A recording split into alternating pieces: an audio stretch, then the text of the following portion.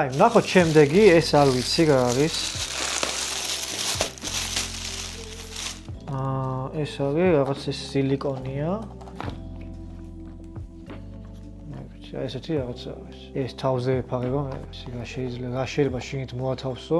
ესეთი რაღაცაა და ვერ მიხვდი რა არის. დამიწერეთ კომენტარებში, ეს რა შეიძლება იყოს და რა შეიძლება მაშინ მოათავსო. მე ვერ მიხვდი ყოველ შემთხვევაში. მოდი ახლა ვნახოთ ყველაზე მძიმე რომელიც იყო. თუმცა არა ესა, ეს არის ძალიან მძიმე ხალხო. ნახე.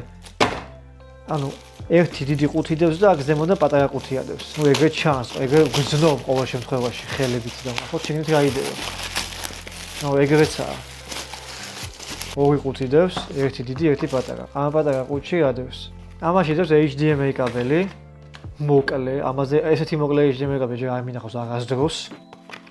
ანუ რაღაცა მოკლესობა.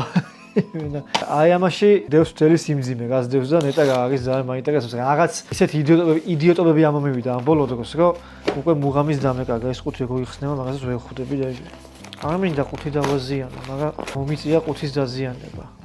და ხალხო, კარის სახელურები ამომივიდა, სავარაუდოდ კარის სახელურია ეს. კარის სახელურები ამომივიდა, აი ესეთი ერთ ცალს გავხსნი და განახებთ.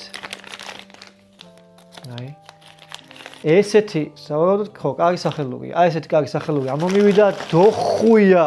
ანუ ერთ სასახლეს ეყოფა იმდენია, მინიმუმ 1-20 ცალი დევს კარის სახელურები. ვინმეს ესეთი კარის სახელურები თუ გიშერდებათ, შეგიძლიათ მომმართოთ. ან ცოტა ხანში ონლაინ მაღაზიას გავხსნით და იქ გაიყიდება კაპიკებად ეს ყველაფერი ალბათ. ბოლ გართობის მიზნით. თავის შურუპები და ყველაფერი მოყვება.